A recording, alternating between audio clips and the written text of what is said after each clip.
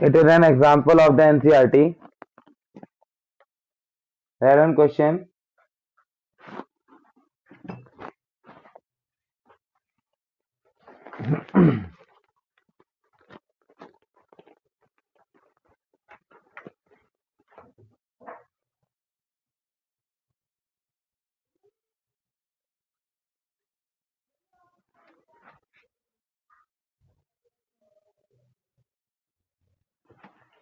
बच्चे NCERT example है that there are two bodies of same sizes, radius r and 4r respectively. ठीक है, there are two bodies of identical sizes of radius r and 4r respectively. Oh, r and r. Identical bodies have the same radius. ठीक है, identical bodies have same radius. Both are having the same radius, but mass is m and 4m respectively. Both are placed 6r distance apart. Both are placed 6r distance apart. Then you have to find the minimum velocity with which the satellite or a body must be projected from here so that it just reaches the body Q. Question है, find the minimum velocity with which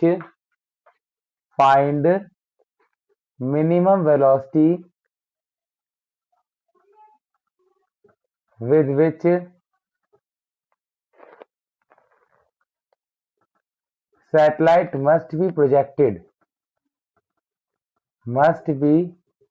projected from P so that it reaches Q.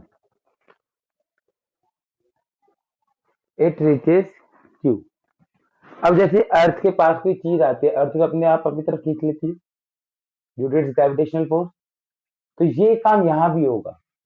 मेरे को जरूरी नहीं है कि body को यहाँ तक भेजूं, इट्स नॉट नेसेसरी. अगर मैं इसे ऐसे रीजन में भेज दूं जहां इसकी ग्रेविटेशनल फोर्स डोमिनेट कर रही है, तो ये इसे अपने आप खींच लेगा. एक्चुअली इस रीजन में दोनों की ग्रेविटेशनल फोर्स है, पी की भी है और क्यू की भी है, दोनों का ग्रेविटेशनल फोर्स काम कर रहा है. ठीक है, ग्रेविटेशनल फोर्स क्या होता है? Inversely proportional to R square. जहां डिस्टेंस कम होगा वहां ग्रेविटेशनल फोर्स ज्यादा होगा. मतलब इस रीजन में क्यू का फोर्स डोमिनेट कर रहा है, क्योंकि इस रीजन में क्यू का डिस्टेंस कम है, जहां पर आर कम होगा वहां पर फोर्स ज्यादा होगा. तो इस रीजन में क्यू का फोर्स डोमिनेट कर रहा है सपोज, है ना, और इस रीजन में पी का फोर्स डोमिनेट कर रहा है. मतलब अगर मैं बॉडी को जरूरी नहीं है यहां तक भेजूं, अगर मैं बॉडी को यहां तक भी भेज दूं जहां पर क्यू का फोर्स डोमिनेट कर रहा है या जहां पर दोनों का फोर्स बराबर है, ये मैंने आर्बिट्री को रीजन अपने आप अज्यूम कर रहा हूं कि इसके लेफ्ट में पी का फोर्स डोमिनेट कर रहा होगा, इसके राइट में क्यू का फोर्स डोमिनेट कर रहा होगा. ये मैंने आर्बिट्री, ये वो पोजीशन है जहां पर दोनों का फोर्स इक्वल है. अगर मैं इसे, बॉडी को जरूरी नहीं है यहां से इस पॉइंट तक भेजूं, अगर मैं इसे यहां से यहां तक भी भेज दूंगा बी पोजीशन तक, तब भी वो अपने आप चली जाएगी आगे, क्यू से अपने आप खींच लेगा. ये कंसेप्ट इसमें यूज करना है कि अगर वो बी पॉइंट पे पहुंच गई, बी के बाद तो क्यू से अपने आप खींच लेगा, बी के बाद क्यू से अपने आप अपने पास खींच लेगा. तो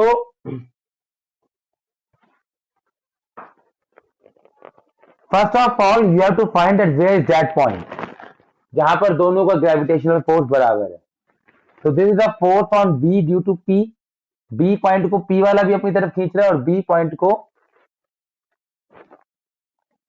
क्यू वाला भी अपनी तरफ खींच, चाहे जहां जाके रुक जाए, इससे कोई दिक्कत नहीं है. यहां से आपको मिनिमम वेलोसिटी से लॉन्च करनी है.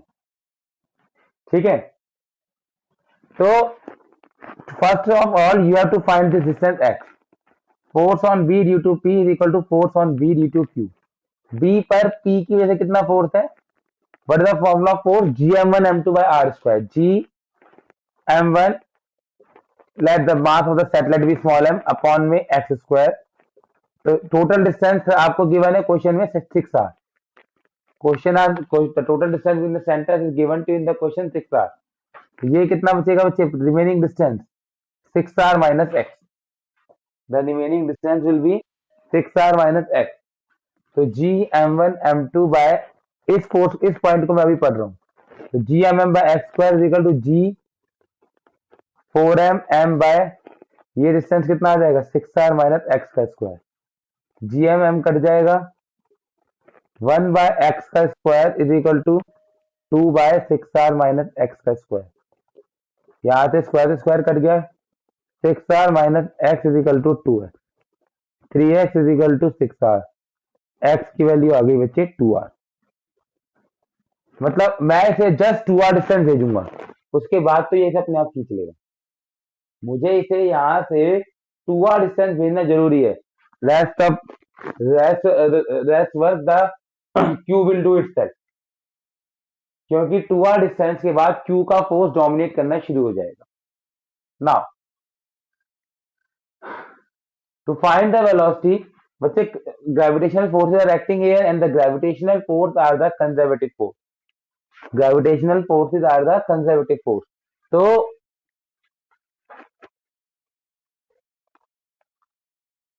Gravitational force are the conservative force, तो आपने क्या किया, यहां से सैटेलाइट को लॉन्च किया तो when the force are conservative total energy conserve रहती है, तो kinetic energy at A plus potential energy at A is equal to kinetic energy at B plus potential energy at B.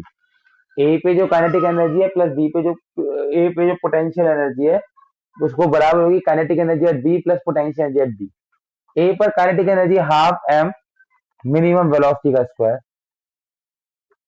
Kinetic energy है, A पर potential energy P की वजह से भी होगी क्यू की, क्योंकि पोटेंशियल एनर्जी का फॉर्मूला क्या है minus G M one M two by R, minus G M one M two by R. तो जितनी जगह मास है उन सबकी वजह से पोटेंशियल एनर्जी होगी। तो ए पॉइंट पर जो पोटेंशियल एनर्जी है, ए पॉइंट पे जो पोटेंशियल एनर्जी है बच्चे, वो पी की वजह से भी है और क्यू की वजह से भी है। ये हो जाएगी potential energy at A due to P plus potential energy at A due to Q, A पर पी की वजह से और ए पर क्यू की वजह से। Similarly if you reach the point B, तो बी पे जाके काइनेटिक एनर्जी चाहे जीरो हो जाए तो मुझे कोई दिक्कत नहीं, बी पे जाके अगर काइनेटिक एनर्जी जीरो हो जाए तो उससे मेरे को कोई दिक्कत नहीं, ठीक है। प्लस बी पॉइंट पर भी दोनों की वजह से पोटेंशियल एनर्जी होगी, पी की वजह से भी और क्यू की वजह से भी। Potential energy at B due to P plus potential energy at B due to Q, दोनों की वजह से पोटेंशियल एनर्जी होगी। अब हाफ एम वी मिन का square plus what is the potential energy at A, potential energy होती है minus G M one M two by R, वहां पर आर होता है सेंट्रल डिस्टेंस, दो की बॉडी के सेंटर के बीच की दूरी, इन दोनों के बीच की दूरी कितनी है बच्चे, रेडियस।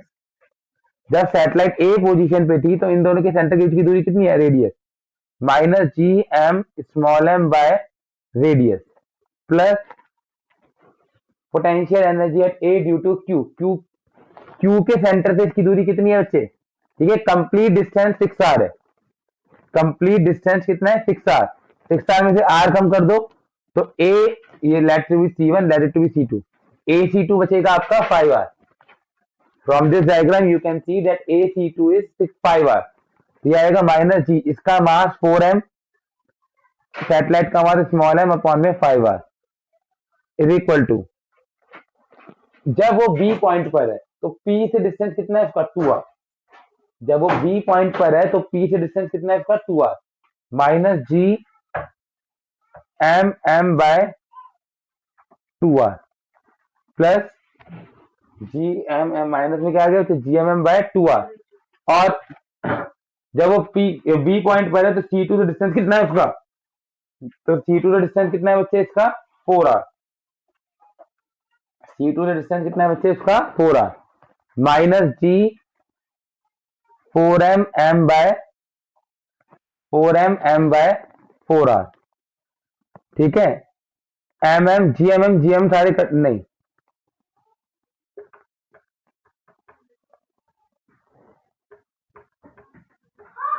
स्मॉल एम सारे कट जाएंगे,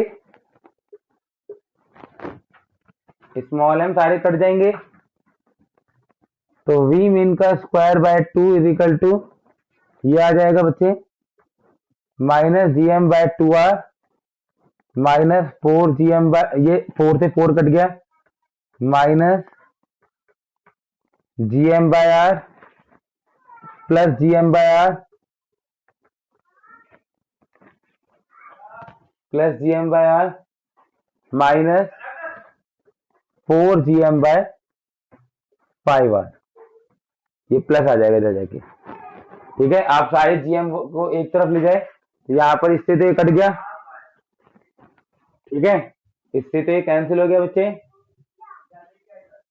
ठीक है, अब इसका एलसीएम लेंगे तो एलसीएम आ जाएगा बच्चे 10r, इसका एलसीएम आ जाएगा बच्चे 10r minus 5 GM and 2 plus 8 GM।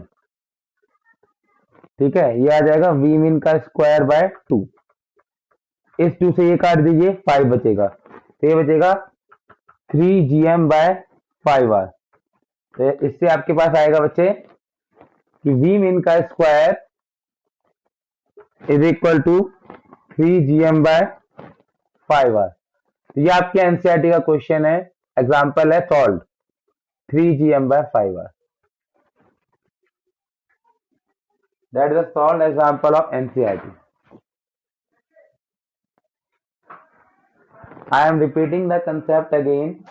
It is based on the concept कि अगर मुझे एक बॉडी से दूसरी बॉडी कोई चीज फेंकनी है तो जरूरी नहीं है कि मैं इतनी वेलोसिटी से फेंकूं कि वो डायरेक्ट उस तक पहुंच जाए। जरूरी नहीं है कि मैं इतनी वेलोसिटी से फेंकूं कि वो डायरेक्ट उस तक पहुंच जाए। मैं बस उसे इतनी फोर्स से ही फेंक सकता हूँ कि वो उसकी ग्रेविटेशनल फोर्स जहां डोमिनेट कर रही है वहां पहुंच जाए। ठीक है, क्योंकि उसने मिनिमम वेलोसिटी पूछा है। क्या पूछा बच्चे? Minimum velocity. मिनिमम वेलोसिटी मतलब मुझे कम से कम वेलोसिटी फेंकना है, तो आपको कम से कम वेलोसिटी लॉन्च फेंकना था। तो मैंने क्या सोचा कि इसे बी, मैं डायरेक्ट पी से क्यू ना फेंकूं, पी से एक ऐसी दूरी तक फेंक दूं जहां पर जाके क्यू से अपने आप खींच ले, जिसके बाद क्यू इसे अपने आप अट्रैक्ट कर ले। ठीक है, तो पहले आपने वो दूरी निकाली कि जहां पर दोनों का ग्रेविटेशनल फोर्स बराबर हो रहा है। ठीक है, इस बी पॉइंट पे तो मैंने देखा कि बी पॉइंट को पी भी अट्रैक्ट कर रहा है, बी पॉइंट को क्यू भी अट्रैक्ट कर रहा है। F B P must be equal to F B Q. B पे पी की वजह से कितना फोर्स है बच्चे? फोर्स होता है GM1m2/r², तो ये आ जाएगा GM1m2/x² इज इक्वल टू इन दोनों के बीच का फोर्स कितना है बच्चे? G4m ये डिस्टेंस कितना बचा? 6r-x। If this is x तो ये डिस्टेंस कितना बचा? 6r-x। तो 6r-x, f की x की वैल्यू 2r आ गई। ठीक है, फिर आपने लगाया बच्चे since gravitational force is conservative in nature, तो एनर्जी क्या रही होगी बच्चे? Conserve. Gravitational force is conservative in nature, तो एनर्जी क्या रही होगी बच्चे? कंजर्व। ठीक है, तो जितनी काइनेटिक एनर्जी यहाँ थी और पोटेंशियल एनर्जी जितनी यहाँ थी वही बराबर होगी kinetic energy B plus potential energy H B. ठीक है, ए पॉइंट पे the satellite has kinetic energy half M V square. B point पे चाहे रुक जाए, मेरे को कोई दिक्कत नहीं, उसका तो क्यू अपने आप खींच लेगा। ठीक है, ए पर जो पोटेंशियल एनर्जी है वो पी की वजह से भी है और क्यू की वजह से भी है। ठीक है, ऐसे जब जब वो बी पर होगा तब भी उसके पास पोटेंशियल एनर्जी पी की वजह से भी होगी और क्यू की वजह से भी होगी। आपने बस माइनस GM1m2 हमें सॉल्व लगाया, कैलकुलेशन की, आपका आंसर आ गया। Anybody any doubt can ask. ये आप तो ये नहीं बता सकते, एग्जांपल है जिसमें ऐसी फिगर बनी हुई है। If you look in the NCERT you will easily find. इसमें ये वाली figure stand at my second number 7 to 9 वाले पे। ठीक है, ठीक है, आई will C.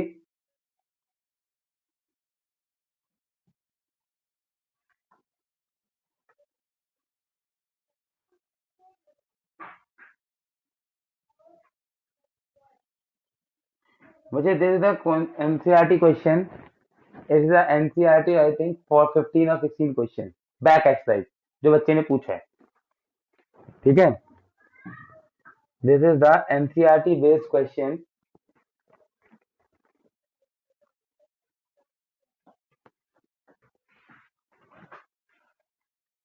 To be exact, it is the question number 17 in the back exercise.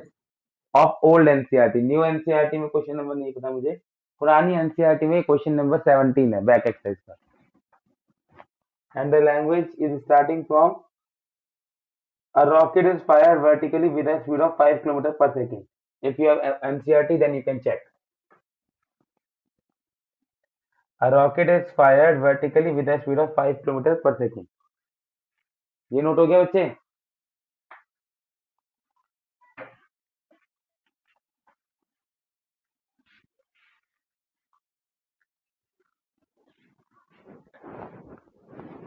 Is it done? Yes or no?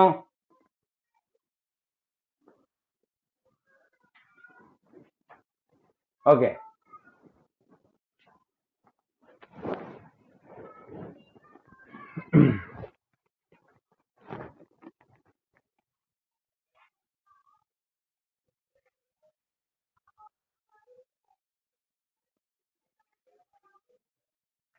हाँ बच्चे,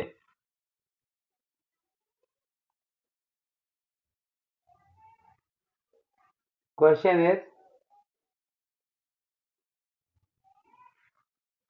a rocket is fired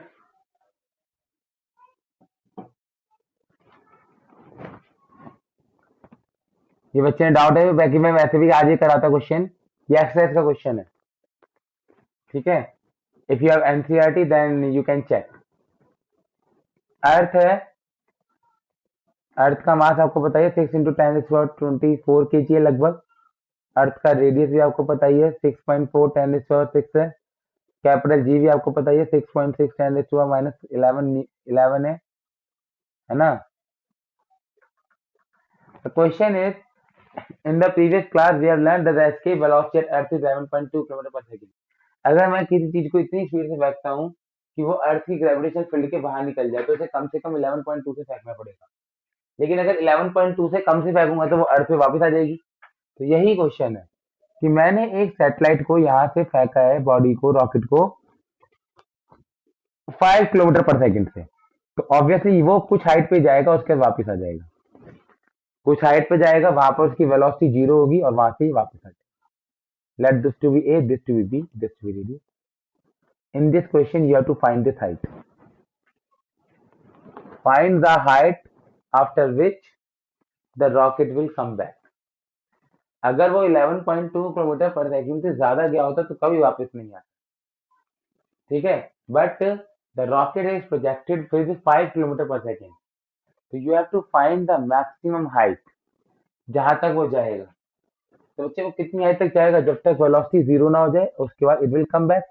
again the concept is same. Since the gravitational force is the only force which is acting, and gravitational force is conservative in nature. Gravitational force is conservative in nature, so you can apply that. Let this point to be A, this is A, this is B. So kinetic energy at A plus potential energy at A is equal to kinetic energy at B plus potential energy at B. A point पे इसे launch किया है half small, let the mass of the rocket be small N, let mass of the rocket be small n, and from small n position it is launched with 5 kilometre per second, मतलब 5000 metre पर second की speed से launch किया है। ऐसा unit में 5000 metre पर second आ गया बच्चे, है ना।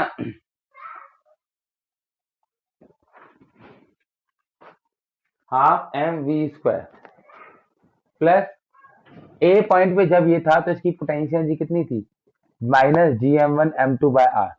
इन दोनों के सेंटर के बीच की दूरी आर थी, minus G M one M two by R. B point पर काइनेटिक एनर्जी जाके कितनी होगी? 0। बी पॉइंट पर काइनेटिक एनर्जी जाके कितनी होगी बच्चे? 0, ठीक है। यस, वही हाइट निकालनी है, मैक्सिमम हाइट, कि वो कितनी हाइट तक जाएगा। At the maximum height velocity will become 0, जहां वो रुका है मुझे उसी की हाइट निकालनी है। Potential, now the distance of the rocket from the center is small r, which is r plus h, which is r plus h, ठीक है। तो minus G M M by R plus H, small M cancel हो गया, वो given नहीं था। ये 5000 का स्क्वायर बाय 2, बाकी कैलकुलेशन आप घर पे करना, minus gm/r is equal to minus gm/r+h। यहाँ से h निकालना है, g पता है, m पता है, r पता है, g पता है, m पता है, r पता है। Anyhow you have to calculate h।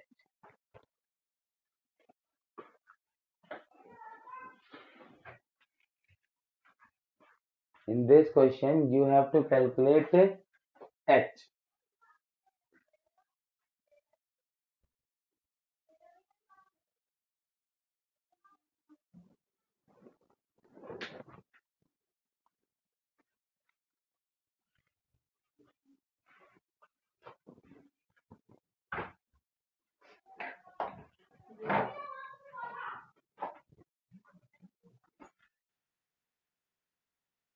अभी देखते हैं बच्चे, पहले मैं करा रहा हूँ, कुछ लिखो, कोई बात नहीं, आने दो, गलत।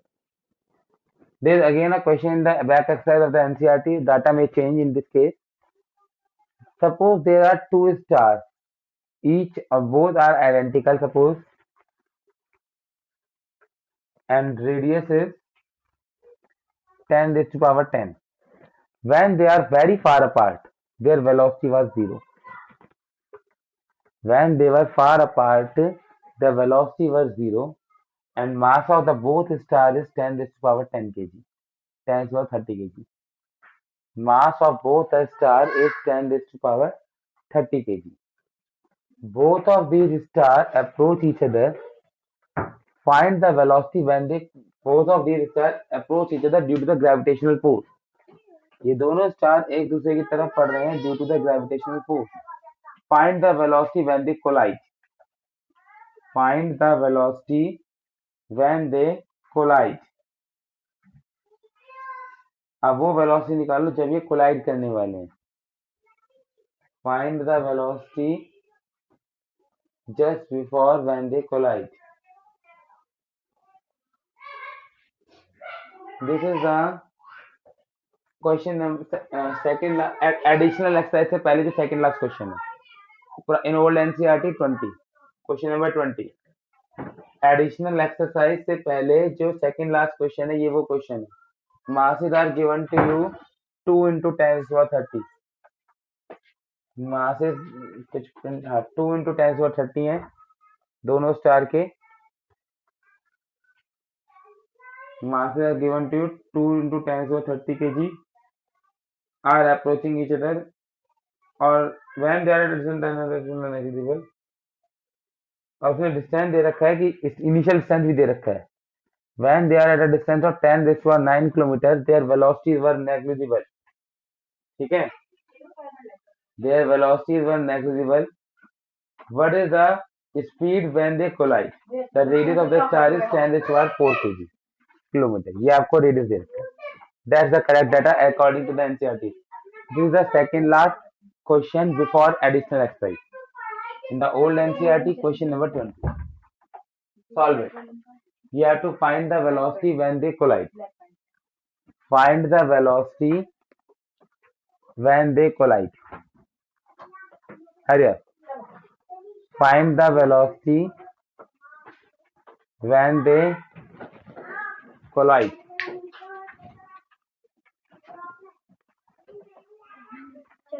Find the velocity when they collide।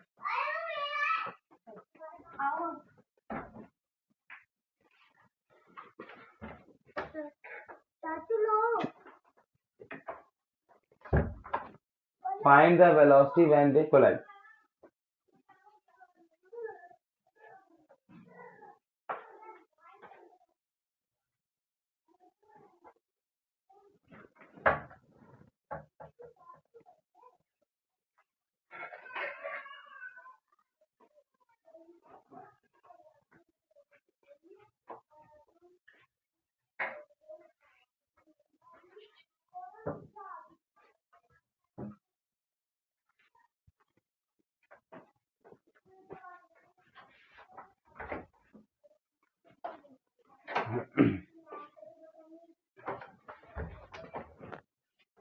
बच्चे anybody any doubt can ask। Vallavi, are you there?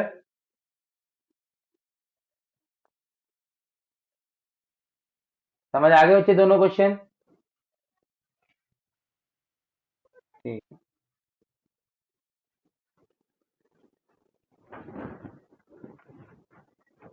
The same concept of conservation of energy has to be applied here. Same concept. ये initial position है. Let it to be A star. Let it to be B star.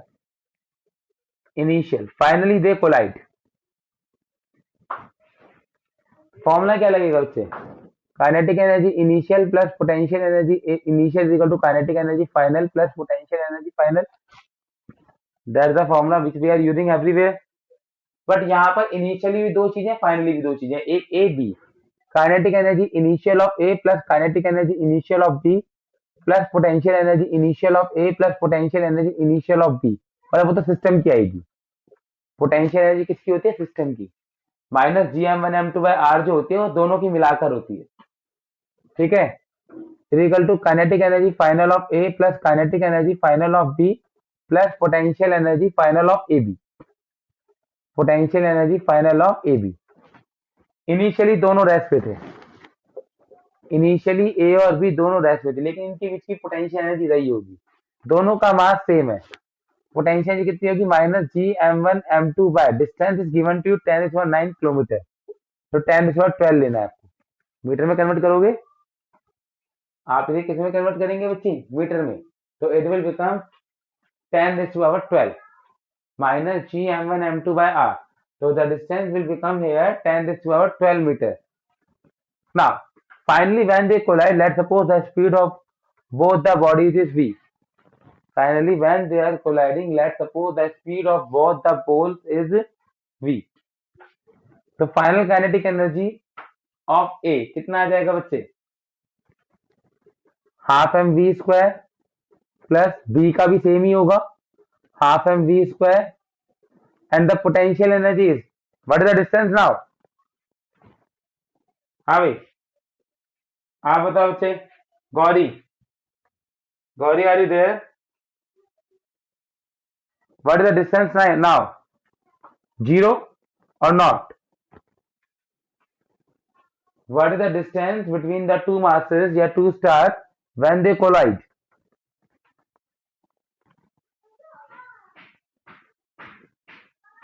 बताओ बच्चे क्या distance लगता है? The distance, what is the distance between the two stars when they are just colliding? When they are just colliding, the distance between the centers are 2r. इसका radius r, इसका radius r. What is the distance between the two stars? 2r. तो minus G M one M two by 2r.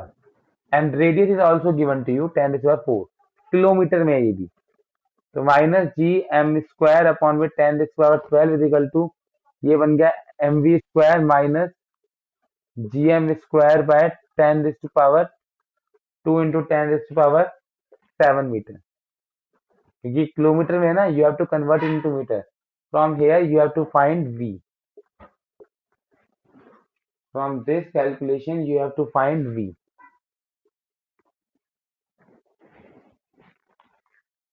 ठीक है. इसमें आपको मास दे रखा था, आपको mass of the planet star is given to you. Mass of the star is given to you.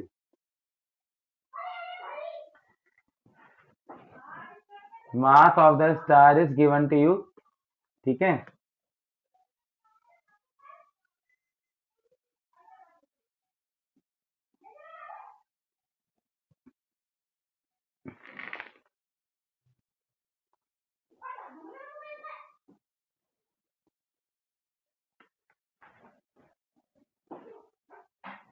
Last example of the NCERT 8.8. Last example of the NCERT. Hurry up. Solve the last example of the NCERT example 8.8.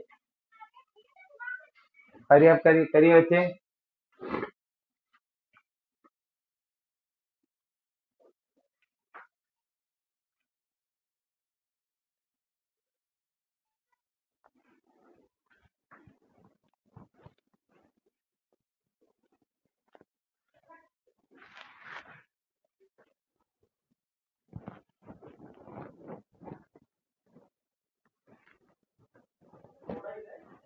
हाँ भाई,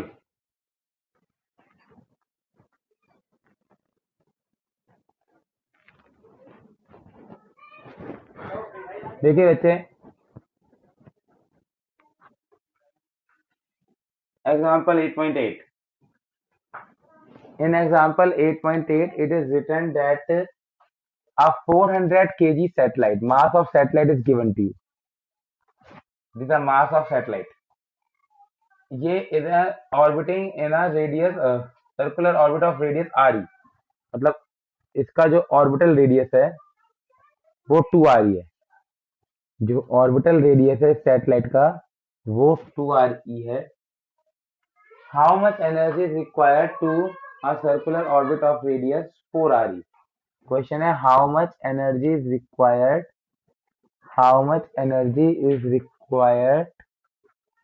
to transfer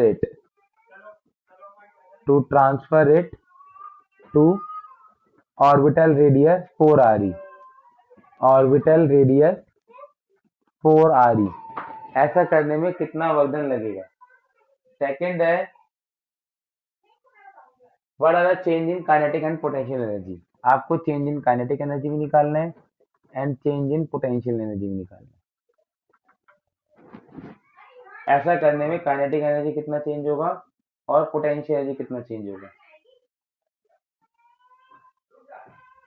ठीक है,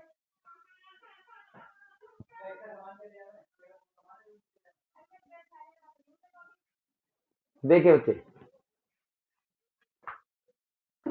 anyone who got the answer of first part, anyone?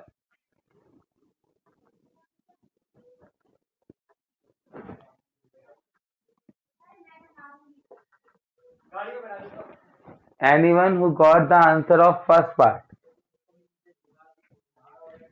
बताइए बच्चे।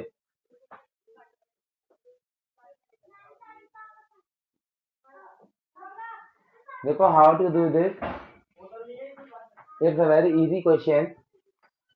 This is the mass of earth, a satellite was, or its radius is re, a satellite is orbiting at distance 2re in a circular orbit. You want to transfer it to another orbital radius in another orbit whose distance is 4re. तो work done करना पड़ेगा। कितना करना पड़ेगा? Last class में हमने kinetic energy of satellite का formula पढ़ा था, Gmm/2r। पोटेंशियल एनर्जी का फॉर्मूला पढ़ा था -Gmm/r, एंड टोटल एनर्जी का फॉर्मूला पढ़ा था Gmm/2r। यहाँ पर स्मॉलर डिस्टेंस था, ऑर्बिटल रेडियस।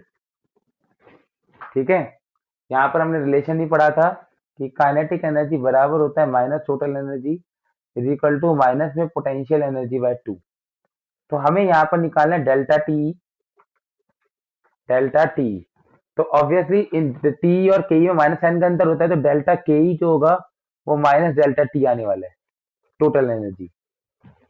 ठीक है, और पोटेंशियल एनर्जी ट्वाइस से मल्टीप्लाई जाएगी, तो पोटेंशियल एनर्जी जो आने वाली है डेल्टा पी वो minus of twice of delta T आने वाली है। जो पोटेंशियल एनर्जी आने वाली है वो कितनी आने वाली है बच्चे? Minus of twice of delta T. तो बेसिकली मुझे सब कुछ सॉल्व नहीं करना, basically I have just to solve, हाँ, I just have to solve the change in kinetic total energy. I just have to find the change in total energy. जो change in total energy आएगा उसका negative हो जाएगा change in kinetic energy और total potential energy। ठीक है, तो change in total energy क्या होगा? Change in total energy will be total energy final minus total energy initial। Total energy final, total energy आप कितना होगा बच्चे? -Gmm/2। अब ऑर्बिटल रेडियस 4 आ रही है, स्मॉल आर कितना हो गया फाइनली? 4 आ रही, माइनस इनिशियली कितना था बच्चे? Gmm/ट्वाइस ऑफ 2 आ रही। ठीक है, माइनस में ये इतना आ जाएगा बच्चे,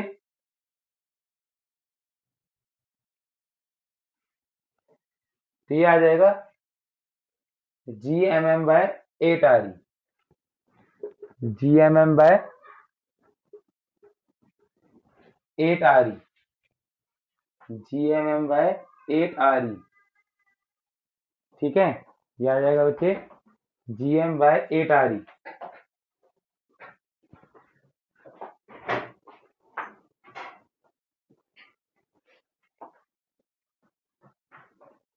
अब इसकी कैलकुलेशन या तो आप सब पुट कर दो, जी का वैल्यू, मास ऑफ अर्थ का वैल्यू, सारी वैल्यू तो या तो आप इसमें पुट कर दीजिए, ठीक है, तो आपका आंसर आ जाएगा।